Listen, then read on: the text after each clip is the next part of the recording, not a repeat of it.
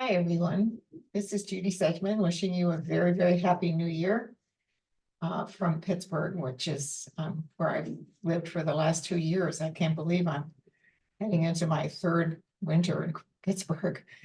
It's easier every year, though, I have to say that. I'm acclimating to a four-season climate again, and it is beautiful to have four seasons. So I'm very grateful for being close to my family and the opportunity at my age to still move new places and see new things and meet new people and enjoy my new experiences.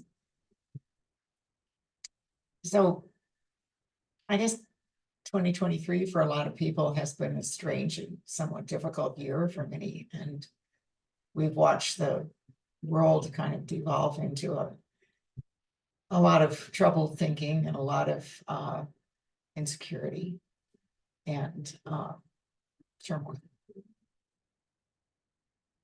And for the last almost 40 years, I've been involved in what some of you realize is the three principles, understanding that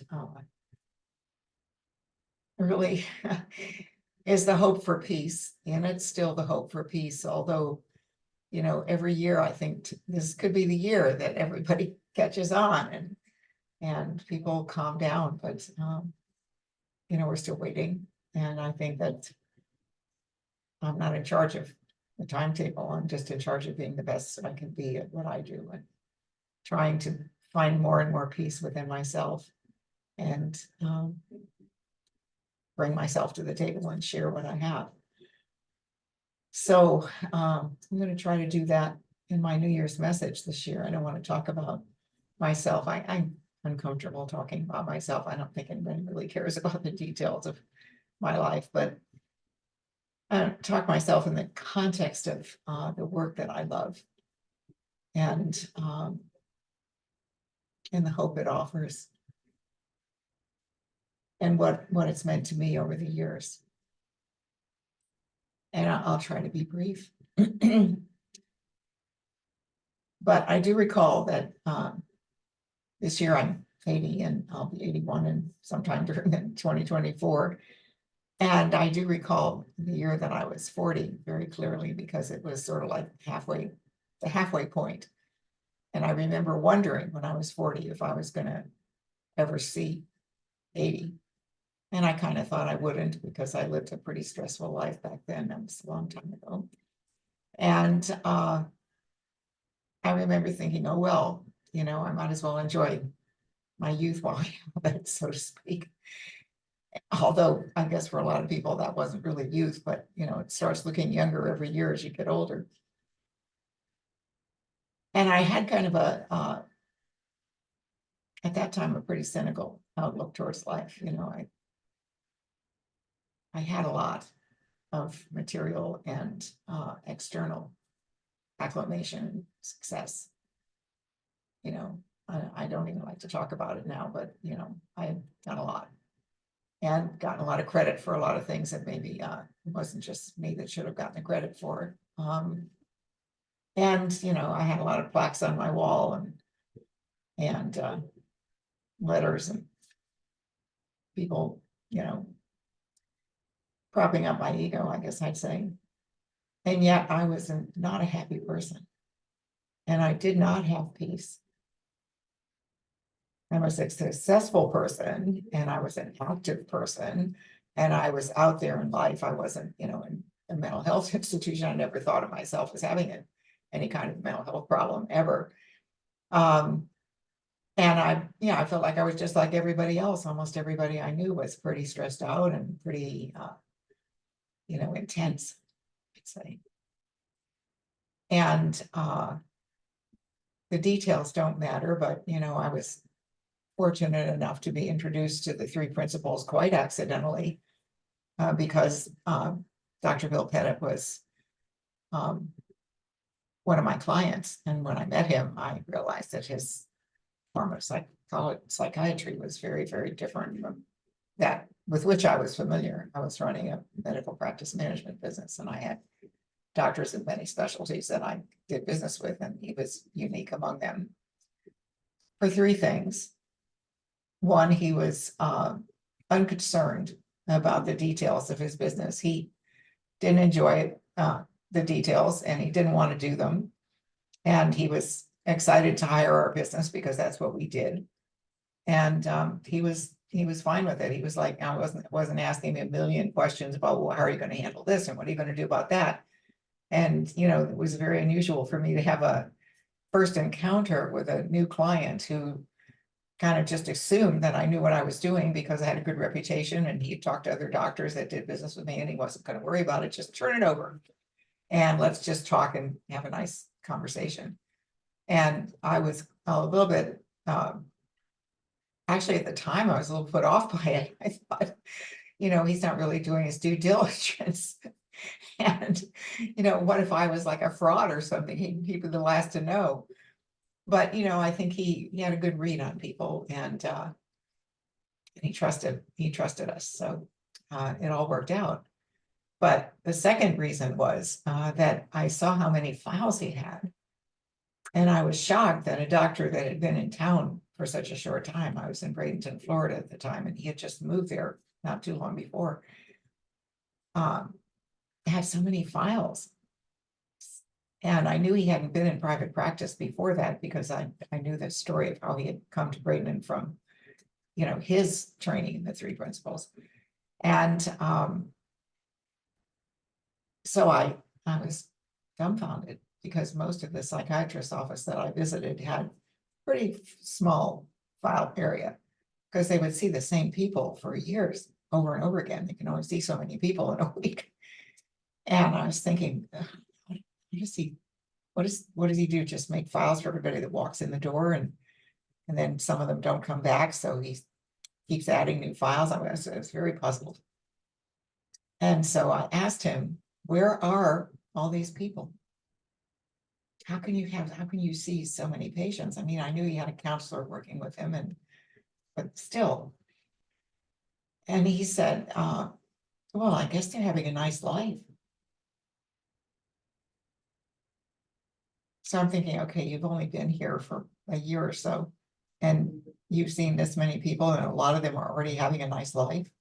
I'd never even heard of a psychiatrist who would say that a mental health patient was having a nice life. So that stunned me, but he was very confident about it.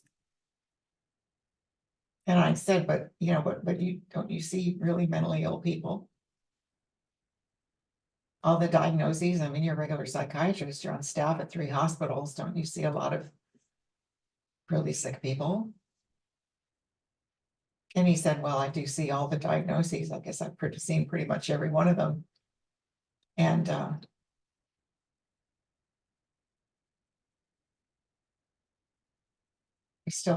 they get better. Mental illness is not a thing. And when he talked to me about what he thought mental illness was, I realized he didn't believe in mental illness at all. He just didn't believe in mental illness. So it was very fascinating to me, which is kind of how I got interested in the principles. And I then don't want to talk about that anymore, about that period, just to say that that stunned me. That the idea that people were all intrinsically okay, no matter what they were manifesting in the moment. That was a stunning thought to me. And it just didn't fit any of my education or my background or what people talked about or how people talked about other people. It didn't fit any model I had in my head. It didn't. It just was completely stunning. But I couldn't get it off my mind. What if it was true?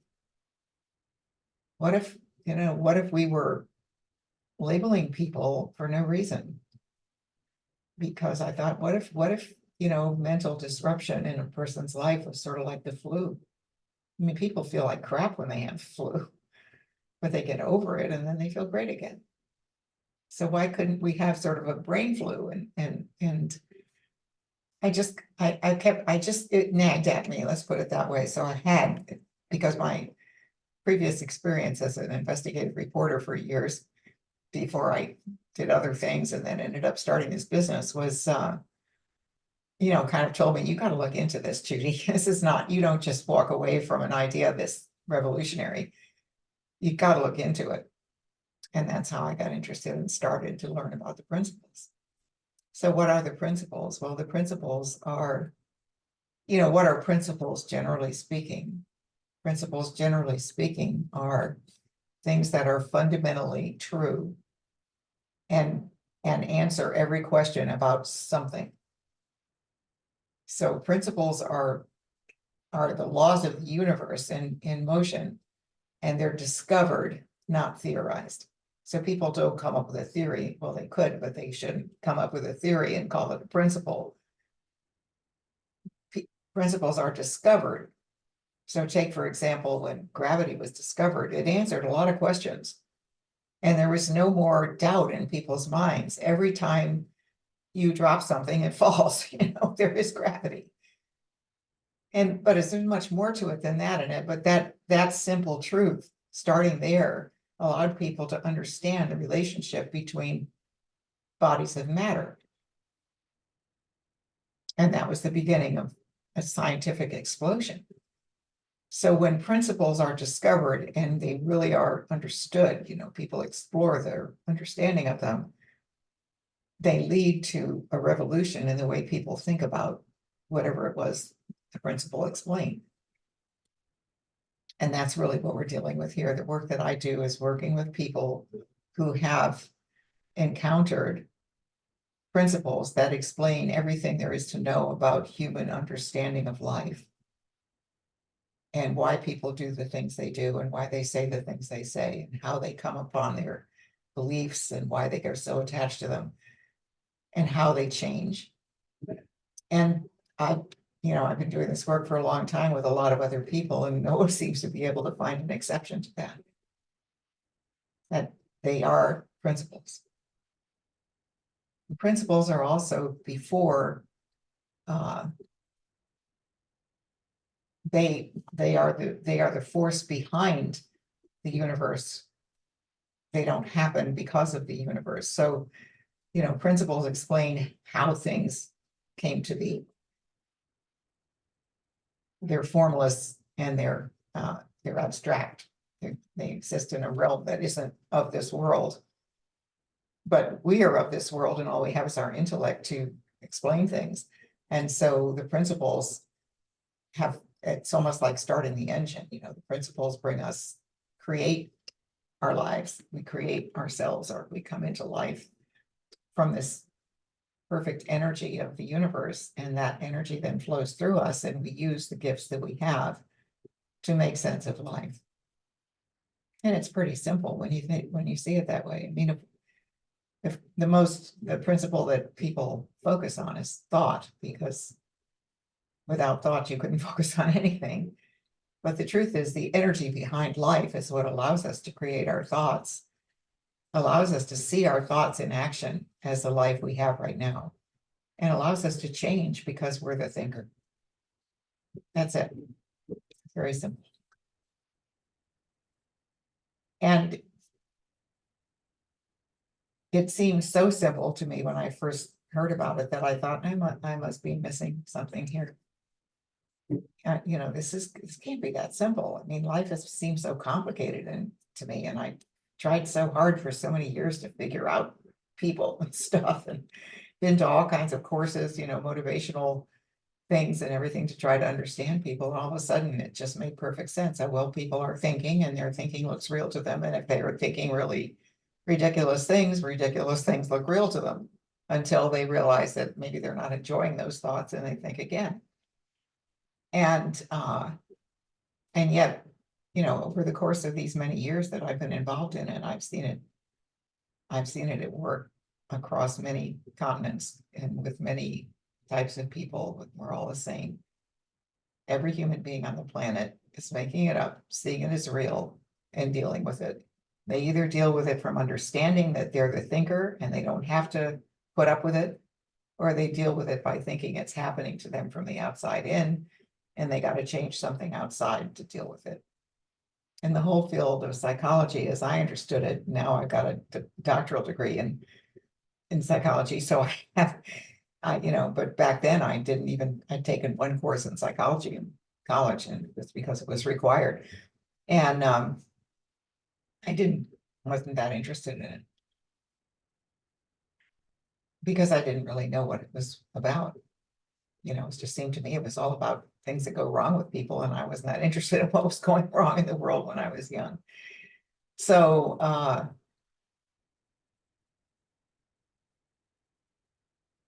now I see that we have gifts, these gifts, spiritual, divine gifts. You can say divine, but you can add any label to that you want. They're before us. We can't possibly know them, like the baby can't describe the womb. There's no human being that, the sentient human being that doesn't know that that's how they got to life. They came from their mommy's womb. But nobody can go back and say, yeah, and I remember the womb and this is what it was like, I enjoyed that. That was, or they didn't, or whatever. I mean, we don't know the womb. It was before we had the ability to the thought capacity to wonder. So, but we know we were there. And that's kind of how the principles describe the origin of our life on earth, how we come into creation, is that we know that there was something much more powerful at work, that we're just a byproduct of the many living things. But we can't describe it because we weren't sentient beings then. But we know for sure. It rings true with people when you say there's an intelligent energy behind life. And that's very reassuring when you know that that's what you're tapping into. And when you do tap into it, and you understand it, which is pretty simple, as I said, you're free to change, to create new experiences, to see things differently.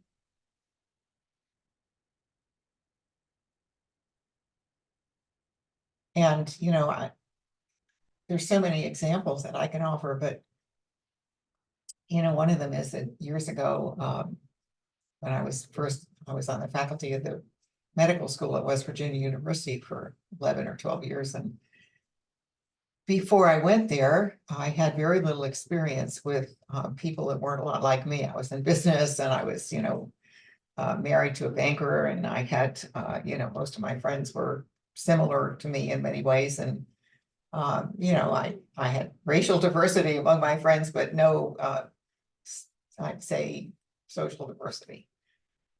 So when I went to West Virginia, I wanted to do volunteer work. I've always done something, to volunteer in a community, and an opportunity arose for me to do groups for homeless people in a homeless shelter. And I first thought to myself, I can't do that. I mean, homeless people. I mean, what do I have in common with them? How can I reach them? What would I say? And what would they think of me, coming in as a professional and trying to tell them things, and I don't understand their life at all. And I had all those thoughts, and then I said, well, I'll go and see how it goes. I'll just give it a shot. And if it doesn't work for them or me, I will go back. And I got there, and they were so nice. They were so nice. They were just lovely people. And I mean, they were so happy that somebody came to do a group, and they had fixed coffee, and they were going to share some coffee there. And then it was a lovely place. The shelter was called the Friendship Room. And it was where people went during the day from the shelter, and they would go back to the homeless shelter to sleep at night. And it was kind of a living room. And so they're all sitting around, and I told them a little about myself, and I said, but I'm sure you're not that interested in me. I'd like to hear about you. And each person told me a little bit about how they got to where they were today. And they had incredible life stories, really. and they had skills, and they had talents, and they had, we walk past people on the street and we have no idea who they are. Sometimes when they're just sitting there homeless and they look sad, and sometimes we're in judgment. Why don't they get a job? I've heard people say that over and over again. This guy looks pretty fit, he could get a job. And we don't really know what's going on. So as I got to know these people, a lot of them were kind of long-term homeless people, and they were there the entire 11 years that I was there. And a lot of people came and went. But, I think what my goal there was to appreciate them and see what they made of themselves when they were in an environment where somebody didn't care that they were homeless. That was my job, just to go there and talk to them as though I just met them in a bus station or something. We're just people talking to each other. And it was really nice. And I learned so much. I mean, it was a gift to me to do that work. It was an incredible gift to me.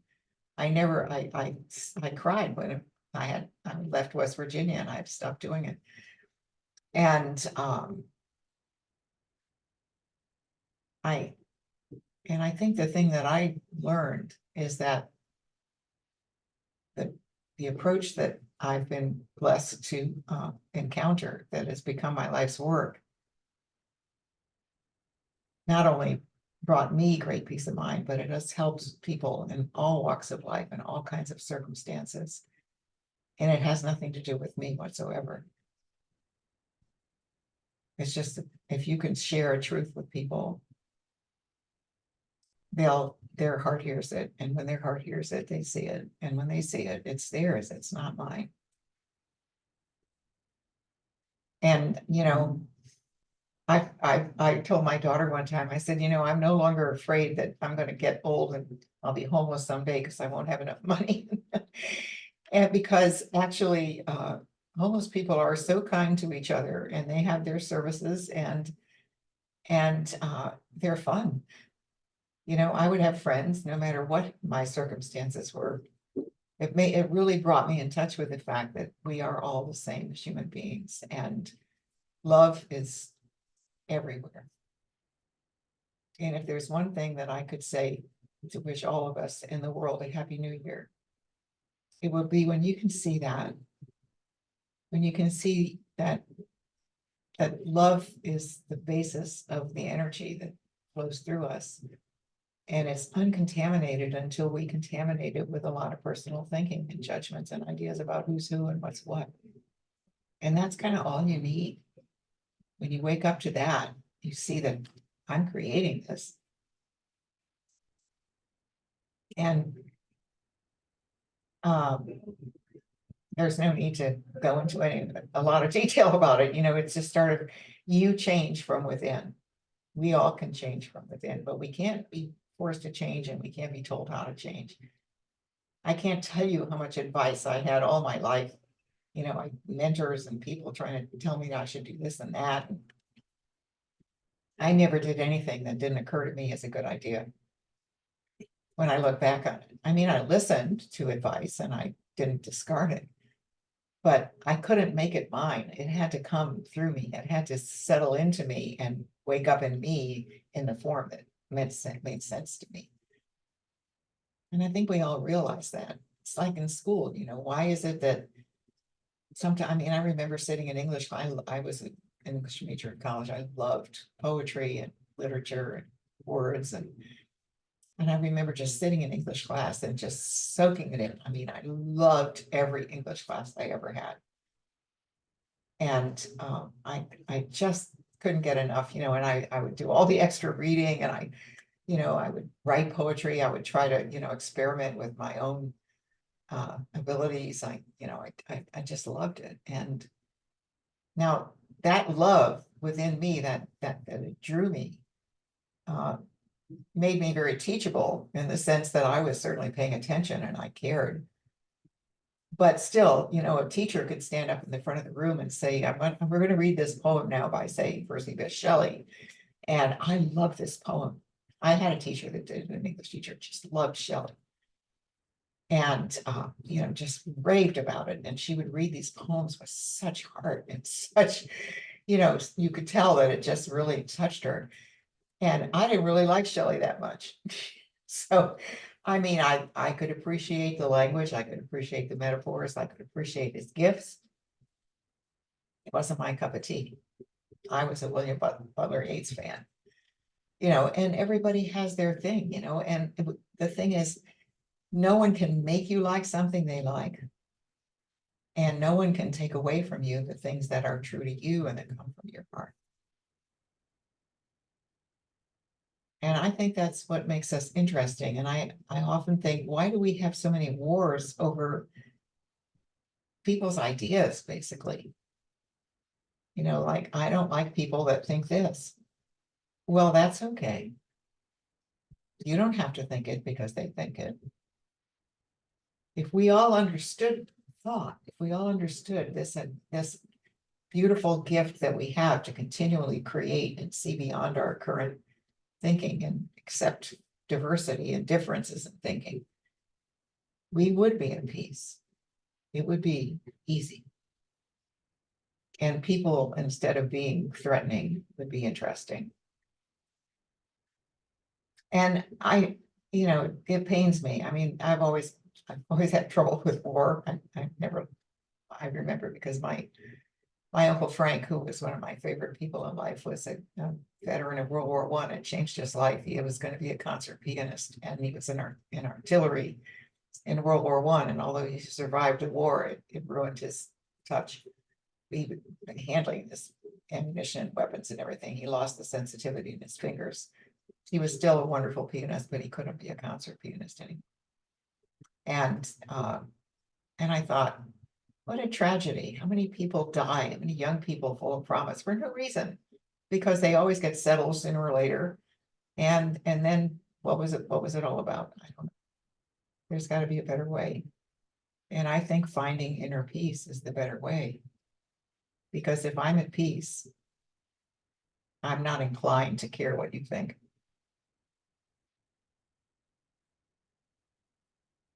And if you're at peace, you're not inclined to care what I think. You look deeper than that, to the person, to the feeling. The feeling is everything. The feeling state that people live in is the transmitter, and the communicator that lets you know who to trust and who not to trust, and when to trust yourself. So I didn't mean to preach, but I had to share what I do because, I'm old. I don't know how much longer I've got to do it, but I'm still doing it. And I love doing groups and teaching and sharing and seeing people individually sometimes. And I am thrilled to know, even though we're not at peace right now and the world is kind of in upheaval, I am thrilled to know there's an answer. It'll be okay eventually. It really will.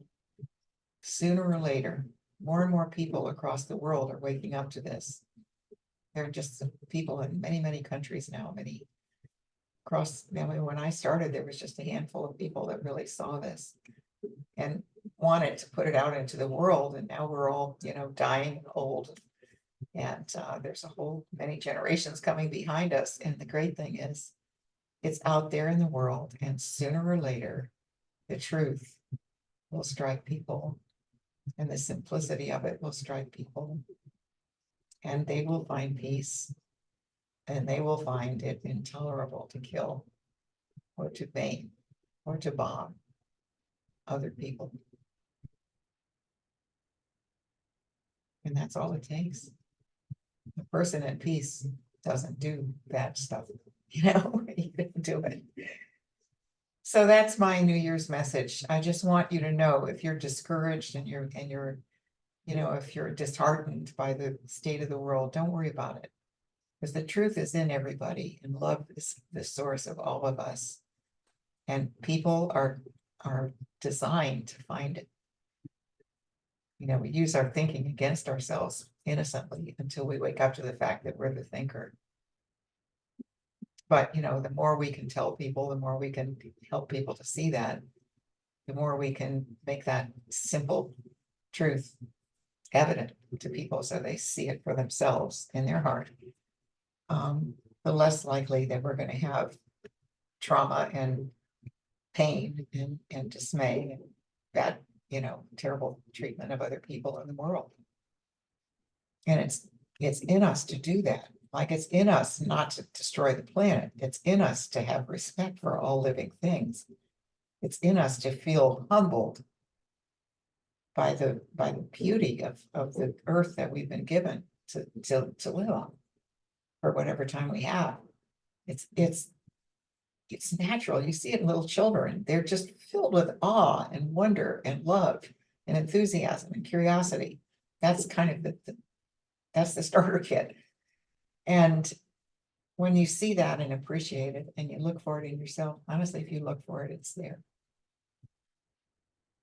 So I wish you all peace and happiness and a lovely, lovely new year of good things coming around. Maybe they will. And if they don't, well, they still could, never give up, because there's no reason ever to give up on the human spirit. And there's certainly no reason to give up on divine love that is the source of all of us. We have the free will not to look there, but it's still there. So have a good year, everybody, and thank you so much for listening. And gosh, I wish I could see you all, but I don't travel as much as I used to. So take care.